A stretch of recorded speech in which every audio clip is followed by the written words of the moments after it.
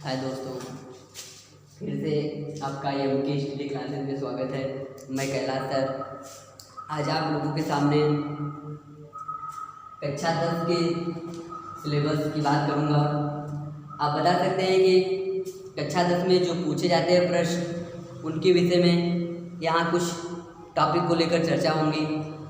आज का जो आपका हेडिंग है आपके सामने लिंग निर्धारण, जिसे सेक्स डिटरमाइनेशन कहा जाता है।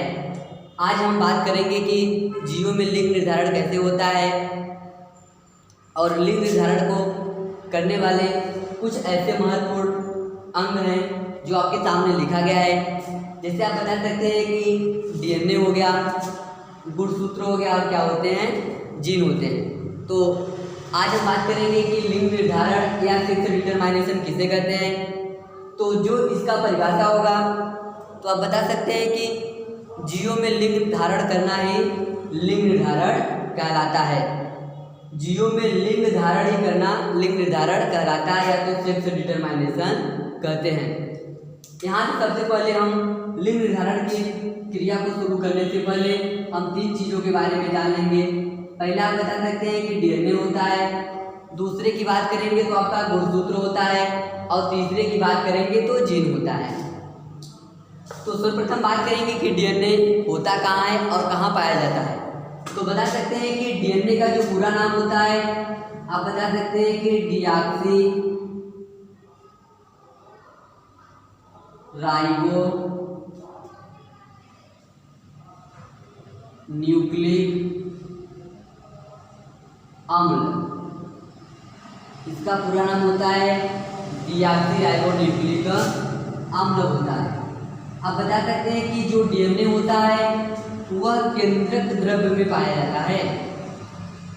डीएनए जो होता है वह केंद्रक द्रव्य में पाया जाता है।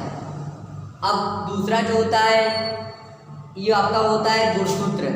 तो बता सकते हैं कि जो आनुवंशिक लक्षण को स्थानांतरित करता है या तो जिसके माध्यम से माता पिता का लक्षण उनकी संतानों में प्रोवाइड होते हैं या एक पीढ़ी से दूसरे पीढ़ी में जाते हैं, उन्हें आनुवंशिक लक्षण कहते हैं।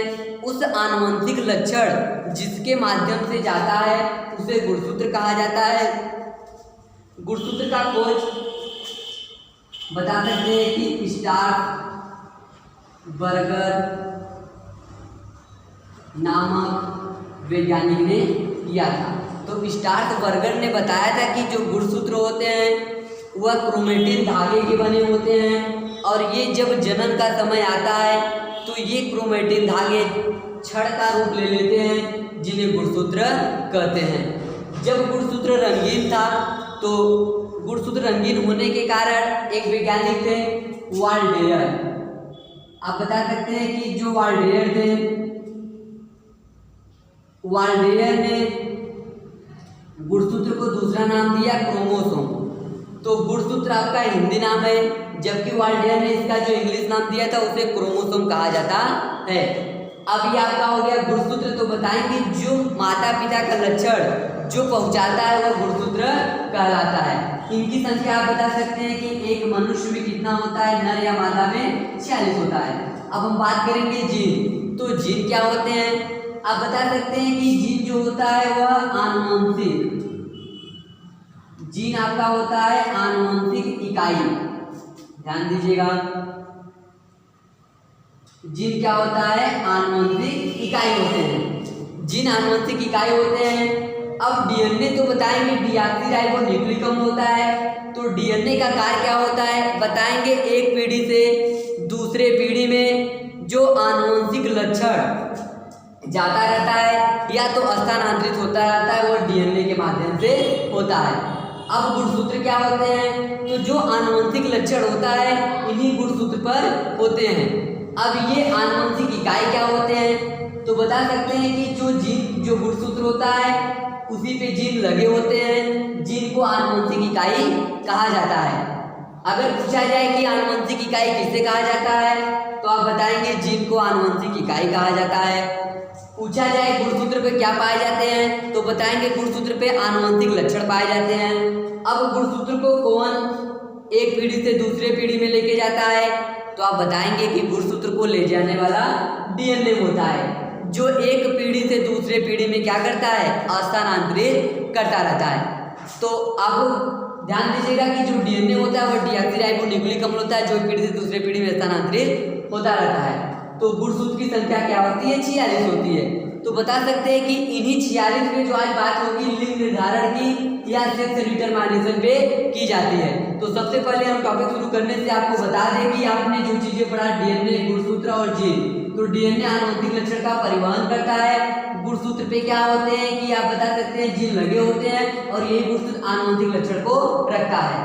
अब ये आनुवंशिक लक्षण क्या होते हैं, तो बता सकते हैं कि जब माता और पिता का लक्षण अपनी उनकी संतानों में चले जाते हैं तो आनुवंशिक लक्षण कहलाते हैं, या तो एक पीढ़ी से दूसरी पीढ़ी में जाने वाले लक्षण को आनुवंशिक लक्षण कहा जाता है, आनुवंशिक लक्षण कहा जाता है। तो सबसे पहले आप बता सकते हैं कि डीएनए, गुणसूत्र और जीन के बारे में हमने जान चुका है। तो मनुष्य में बता सकते हैं कि गुणसूत्र कितने होते हैं, 46 होते हैं।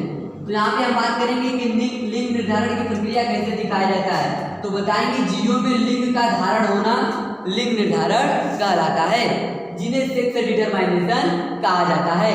तो आप बता सकते हैं कि इस चैनल को ज़्यादा से ज़्यादा सब्सक्राइब करिएगा और आल का घंटा दबा दीजिएगा, जिससे आने वाले वीडियो आपको सब प्रोवाइड की जा सके, और अपने दोस्तों में ज़्यादा से शेयर करिएगा। अब यहाँ पे हम बता सकते हैं कि जो लिंग निर्धारण होता है या सेक्स डिटरमाइनेशन, तो यहाँ पे देखिएगा मनुष्य को दो भागों में बांटा गया होता है, एक होता है नर और दूसरे की हम बात करेंगे आपका होता है मादा। तो यहाँ पे एक नर और मादा होते हैं, नर और मादा, ध्यान दीजिएगा।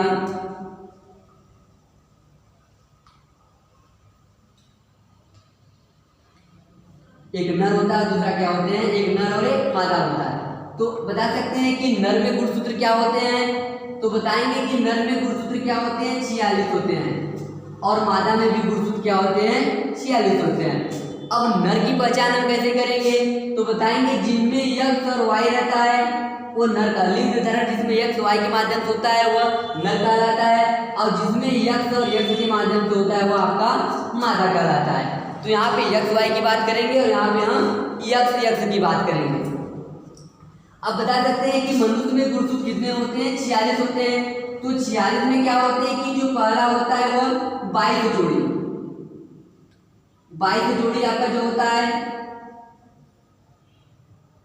अर्थात 44 गुणसूत्र। अब बता सकते हैं कि जो 22 जोड़ी होता है अर्थात 44 गुणसूत्र क्या होते हैं, समान होते हैं। अब बचा हुआ एक जोड़ी, तो एक जोड़ी आपका क्या हो सकता है, वह आपका यक्ष वाई हो सकता है या तो यक्ष हो सकता है। ये क्या होते हैं, असमान होते हैं। तो 22 जोड़ी या 44 गुणसूत्र, 22 से 44, 22 नर का और 22 मादा का समान रहता है। अब बचा हुआ एक जोड़ी आपका चाहे वह यक्ष वाई हो चाहे वह यक्ष हो, ये क्या करता है कि अलग रहता है।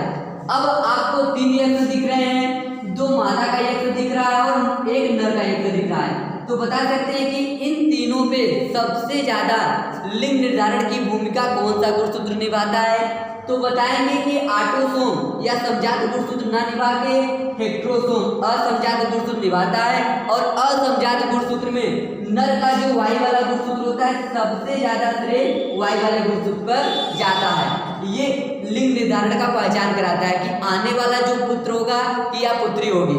आप बता सकते हैं कि नर मादा से जो संतानें बनती हैं उनका पहचान वाई वाला गुणसूत्र करता है या करवाता है कि वो नर होगा कि मादा होगा, पुत्र रहेगा पुत्री। ये क्या करता है कि लिंग निर्धारण में सबसे अहम भूमिका ये आपका जो असमजात गुणसूत्र वाई होता है, अर्थात ये नर का भाग होता है जो लिंग निर्धारण की भूमिका को निभाता है। तो इतना तो समझ में आ गया कि नर में गुणसूत्र 46 होते हैं और मादा में 46 होते हैं। नर का पहचान यक्ष वाई होता है और मादा का पहचान यक्ष होता है। अब हम बात करेंगे कि देखिएगा, अब यहाँ पे लिंग निर्धारण के प्रक्रम को शुरू किया जाता है। तो बता सकते हैं कि सबसे पहले हम क्या करेंगे, 44 आपका जो गुणसूत्र होता है उसे हम देखेंगे। तो 46 यहाँ पे है, तो बता सकते हैं कि 44 हो जाएगा, अब प्लस क्या हो जाएगा, यक्ष और वाई हो जाएगा। अब इधर आइएगा, यहाँ हो जाएगा 44 हो जाएगा प्लस यक्ष और यक्ष हो जाएगा। ध्यान दीजिएगा, हम अंत तक सेक्स डिटरमाइनेशन या लिंग निर्धारण की बात करेंगे, लेकिन कहीं गुणसूत्र की कमी नहीं होनी चाहिए। अगर गुणसूत्र की कमी हो जाएगी तो आने वाला शिशु क्या हो जाएगा, रोग से ग्रस्त हो जाएगा, वो भी आनुवंशिक रोग से ग्रस्त होगा, जिन्हें सिंड्रोम के माध्यम से देखा जाता है। तो देखिएगा आपका 44 हो गया, ये 45 और 46, अर्थात 46 समान है इसमें नर में। अब देखिएगा 44 है, 45 और 46 हो गया। अब हम क्या करेंगे कि 44 को तोड़ेंगे तो आप बताएंगे कि 22 हो जाएगा, 22 प्लस x इसके साथ जुड़ जाएगा और फिर क्या हो जाएगा 22 प्लस y इसके साथ जुड़ जाएगा। अब पुनः देखिएगा 22 और 22 44 हो गया, 45 और 46, कहीं 46 की कमी नहीं होगी। ध्यान से देखिएगा, जितने भी स्टूडेंट बैठे हुए हैं सब लोग ध्यान से देखेंगे। 22 22 44 हो गया, 45 और 46 हो गया, कहीं गुणसूत्र की कमी नहीं आ रही है। अब इधर वही क्रिया कराएंगे, यहाँ पे देखिएगा 22 प्लस आपका x हो जाएगा और 22 प्लस क्या हो जाएगा x हो जाएगा। 22 और 22 44, 45 और 46 हो गया। अब यहाँ पे देखेंगे कि कहीं आपको गुणसूत्र की कमी नहीं नजर आ रही है। अब क्या होता है कि इसमें क्रॉस कराया जाता है। क्रॉस का मतलब होता है कि हम त्रियक गुणा कराते हैं, तो जाके क्या करेंगे कि शिशु का निर्माण होगा। अब यहाँ पे क्या करते हैं कि क्रॉस कराने के लिए हम बॉक्स का निर्माण करेंगे, तो आप 4 खाने का बॉक्स बना लीजिएगा। यहाँ पे आपका बॉक्स हो गया। अब हम क्या करेंगे कि नर का जो आपका होता है इधर लिख देंगे, ये आपका इधर नर का हो गया और नीचे क्या हो जाएगा मादा, तो ऊपर नर और नीचे क्या हो जाएगा मादा हो जाएगा। अब यहाँ पे बताएंगे कि जो नर की बात करेंगे तो नर का क्या होता है 22 प्लस x यहाँ पे लिखेंगे और 22 प्लस y यहाँ पे लिखेंगे। अब ध्यान दीजिएगा 22 प्लस x उधर लिखा गया है और 22 प्लस y इधर। अब फिर क्या करेंगे कि जो मादा का होगा 22 प्लस x और 22 प्लस x, तो यहाँ पे लिख देंगे, इस खाने में लिखेंगे 22 प्लस x और यहाँ पे भी लिख देंगे 22 प्लस x, ये आपका हो गया। अब इन दोनों के बीच क्रॉस कराया जाएगा, तो क्रॉस कराने से पहले हम जान लेंगे कि यहाँ पे एक छोटी सी हेडिंग को आप बता सकते हैं कि निषेचन क्या होता है। निषेचन की बात करेंगे तो ध्यान दीजिएगा कि निषेचन क्या होता है। तो बताएंगे निषेचन का मतलब होता है कि फर्टिलाइजेशन कहा जाता है। निषेचन का परिभाषा क्या होगा, इधर थोड़ा देख लीजिएगा। एक आपका होता है शुक्राणु, क्या होता है शुक्राणु, और दूसरा क्या होता है अंडाणु। अब बताएंगे एक शुक्राणु होता है, दूसरा क्या होता है अंडाणु होता है। तो बता सकते हैं कि शुक्राणु नर का भाग होता है, इसे स्पर्म कहा जाता है। अंडाणु मादा का भाग होता है, इसे ओवम कहा जाता है। तो जब नर का शुक्राणु और मादा का अंडाणु आपस में मिल जाते हैं तब क्या कहलाता है निषेचन कहलाता है, जिन्हें फर्टिलाइजेशन कहा जाता है। इसके कहने का मतलब हुआ कि नर का शुक्राणु और मादा का अंडाणु आपस में संलयन करना। संलयन को फ्यूजन कहा जाता है, या तो संलयन माने होता है कि मिलना। जब आपस में मिल जाते हैं तो निषेचन की क्रिया संपन्न करते हैं। अब ध्यान दीजिएगा, अगर कोई पूछे कि शुक्राणु में गुणसूत्र कितने थे निषेचन जब हो रहा था, तो आप बताएंगे कि 23 नहीं थे 46 थे, क्योंकि निषेचन में कभी 46 गुणसूत्र भाग नहीं लेते। तो 23 गुणसूत्र नर का हो गया और फिर वही 23 गुणसूत्र क्या हो जाएगा मादा का हो जाएगा। तो 23 और 23 कितने हो जाएंगे 46। तो जो संलयन होगा उसमें गुणसूत्र जो जाइगोट बनेगा कितने गुणसूत्र चले आएंगे 46। तो बता सकते हैं कि जब नर का शुक्राणु और मादा का अंडाणु आपस में संलयन कर लेते हैं तो निषेचन कहलाता है। निषेचन से जाइगोट बनता है और वो जाइगोट कितने गुणसूत्र का होता है 46 होता है। तो नर का भाग शुक्राणु होता है और मादा का भाग अंडाणु होता है। इसे ध्यान में रखिएगा कि हमेशा शुक्राणु में गुणसूत्र 23 होते हैं, कभी 46 गुणसूत्र भाग नहीं लेता है। अगर 46 गुणसूत्र नर का भाग ले ले और 46 मादा का भाग ले तो आप बता सकते हैं कि अगर यहाँ पे देखेंगे 46 होता है और फिर क्या हो जाएगा 46, तो बता सकते हैं 6 6 12 और 4 4 8 1 9 92 गुणसूत्र हो जाएगा।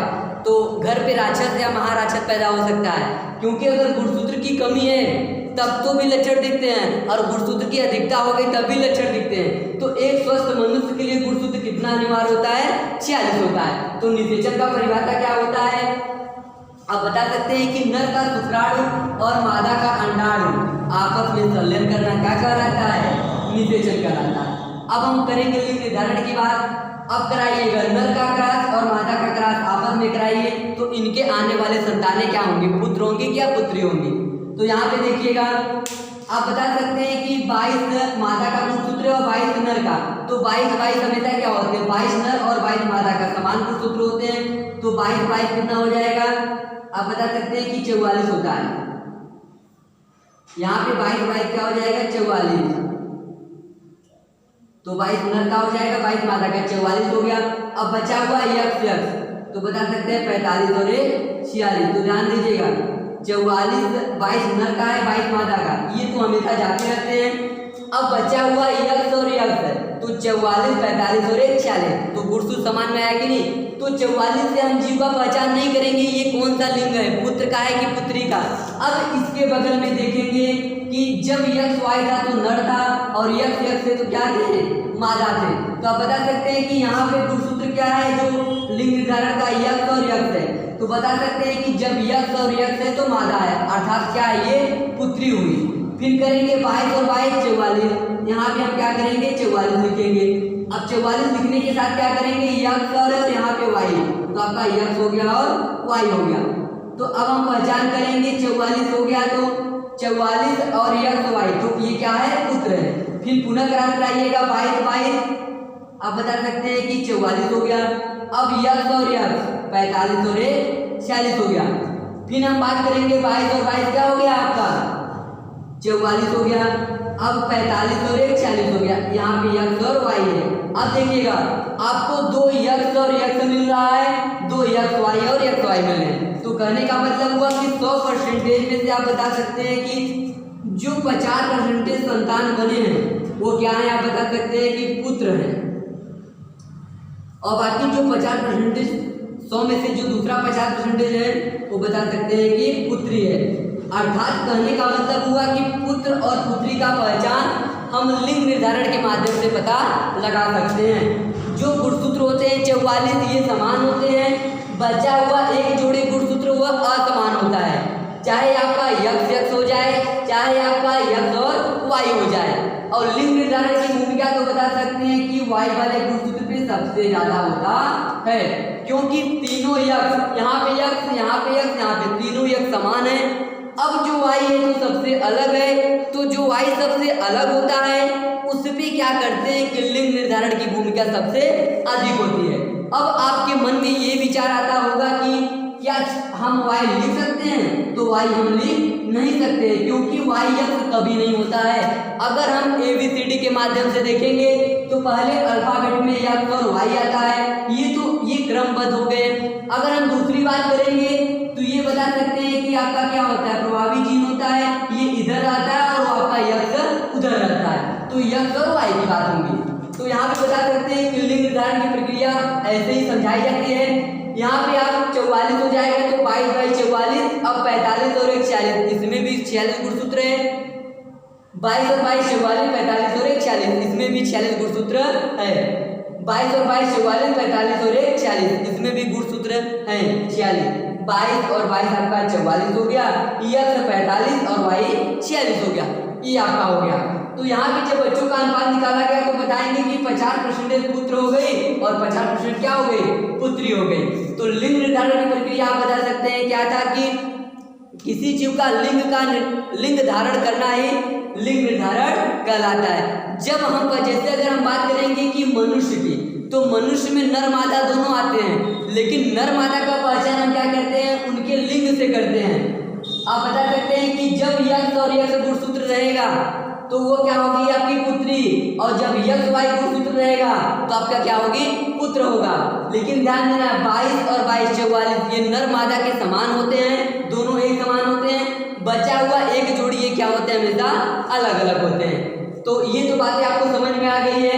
तो ये बता सकते हैं कि अधिकतर इंपॉर्टेंट क्लास कक्षा 10 के बच्चों के लिए था या उनके विद्यार्थियों के लिए था कि जो पेपर में पूछे जाते हैं कि लिंग निर्धारण क्या होता है, तो आप क्या कहते हैं कि अगर नहीं दिख रहा है, अगर आप अपना नोट बनाना चाहते हैं तो आप इसका शॉर्ट स्क्रीन ले सकते हैं, ले लीजिएगा।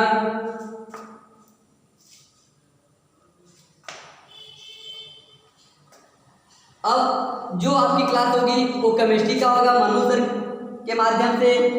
अब आप बता सकते हैं कि अगली जो बायोलॉजी की क्लास होगी वो कल पढ़ाई जाएगी।